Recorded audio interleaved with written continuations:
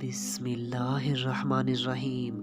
Ladies and gentleman, अस्सलामुअलैकुम वरहमतुल्लाहि वबरकातुहू।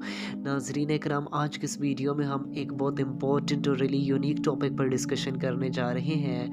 आप सबसे गुजारिश है कि अगर आपको हमारा मैसेज पसंद आए तो हमारे इस पैगाम को अपनी कम्युनिटी के दीगर अफराद तक भी शेयर कीजिए और इस कार खैर में हमारा साथ दीजिए। तो आइए बिना टाइम वेस्ट किए अपने आज के इस यूनिक से टॉपिक की जानिब बढ़ते हैं। Ladies and gentlemen, if we look at the modern Muslim world, तो हम सब जानते हैं कि जो आज की मुस्लिम वर्ल्ड है उसको इंटरनेशनल लेवल पर किसी भी किस्म के इंटरनेशनल अफेयर्स में, किसी भी किस्म के आलमी मामलात में कोई इम्पोर्टेंस हासिल नहीं है।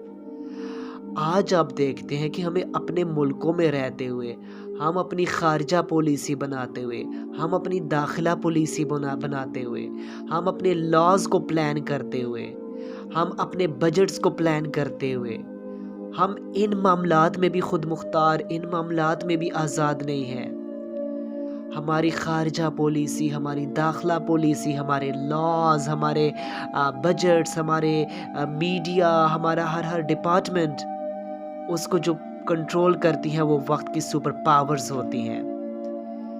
हालांकि आप देखते हैं कि हमारे पास दुनिया के मसाइल का हल था। अगर हम उसको अच्छे तरीके से यूटिलाइज करते, हम अच्छे वे में नॉलेज हासिल करते, हम उसको सीखने की कोशिश करते, तो अल्लाह ताला ने एक डिवाइन लॉ, अल्लाह ताला ने एक डिवाइन सिस्टम हमें दिया था प्रॉफिट मोहम्मद अलैहिस्सलाम के ज़रिए से, और अल्लाह ताला ने हमें एक बेहतरीन निज़ाम दे रखा था जिसके ज़रिए से हम दुनिया के तमाम मामलात का हल निकाल सकते थे। हम करंट अफेयर्स जो हैं, करंट इश्यूज़ हैं, जो इंटरनेशनली इश्यूज़ हैं, जो पॉलिटिकल इश्यूज़ हैं, जो इकोनॉमिकल फाइनेंशियल इश्यूज़ हैं, जो सोशल इश्यूज़ हैं, जो पर्सनल अफेयर्स हैं, ईच एंड एवरीथिंग में अल्लाह ताला ने हमें गाइडलाइन के लिए एक डिवाइन लॉ दे रखा था कि इस निज़ाम को नाफिज करो, इसके ज़रिए से दुनिया के मसाइल का हल निकालो। जब इसको नाफिज करोगे तो मैं तुम्हें दुनिया की क़यादत अता कर दूंगा। अल्लाह ताला ने ये वादा किया था जब वो सिस्टम एक इस्लाम का दिया।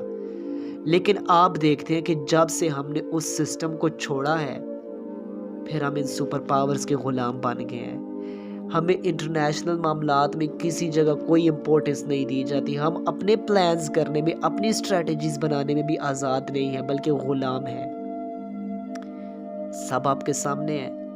हम क्या करते हैं, हमने भी प्रीवियस नेशंस ने जो चीज़ें की थी हम भी वही करते हैं। मस्जिद में जाते हैं, अल्लाह ताला को सजदे कर देते हैं, नमाज़ पढ़ते हैं, इसके अलावा वहाँ पर ज़िक्र करते हैं, कुरान की तिलावत भी कर लेते हैं। फिर हम रमज़ान आता है, रोज़े भी रख लेते हैं, हज भी कर लेते हैं, ज़कात भी दे देते हैं।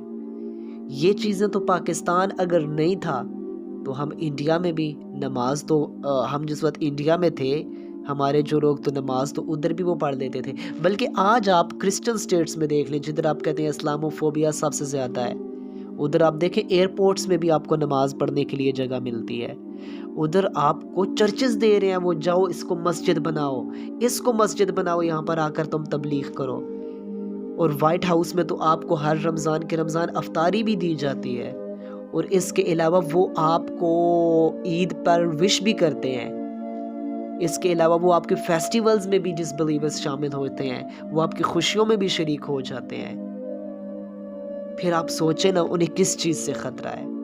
उन्हें आपकी इबादत, आपकी मसाजिद, आपके दाढ़ी रखने से, आपके कैप पहन लेने से, आपके टखने नंगे कर लेने से, उन्हें इस चीज़ से तो ख़तरा ही कोई नहीं है। वो तो कहते हैं आओ इसराइल में आ जाओ, इधर भी हम तुम्हें मस्जिदें दे देते हैं, इधर भी आकर तुम तबलीग करो, अमेरिका में तबलीग करो, इंग्लैंड में धड़ाधड़ मस्जिदें बन रही हैं। लिहाजा उन्हें इस चीज़ से किसी किस्म का कोई ख़तरा नहीं है। ख़तरा है उन्हें तो सिर्फ़ इस्लामी निज़ाम से, ख़तरा है उन्हें तो सिर्फ़ Islamic political, modern, judicial and economical system से ख़तरा है कि किसी तरह ये उभर कर सामने ना आ जाए। क्यों? क्योंकि जब ये उभर कर सामने आएगा तो इससे मुस्लिम को हकीकी मायने में आज़ादी मिलेगी, इससे हम दुनिया की क़यादत के लायक होंगे। आज हमने इसके बारे में सोचा ही नहीं है। हम कहते हैं बस तस्बीहां पढ़ें, नमाज़ें पढ़ें, रोज़े रखें, यही दीन है। इसी को हमने कुल दीन समझ लिया اور باقی سب کو ہم بھلا بیٹھے ہیں اور ہم وقت کی سپر پاورز کے آگے سجدے کر چکے ہیں. ہمارا ہر ادارہ سرنڈر کر چکا ہے. ہمارا ہر فرد ان سپر پاورز کے آگے سجدہ کر چکا ہے, سجدہ صاف کر چکا ہے.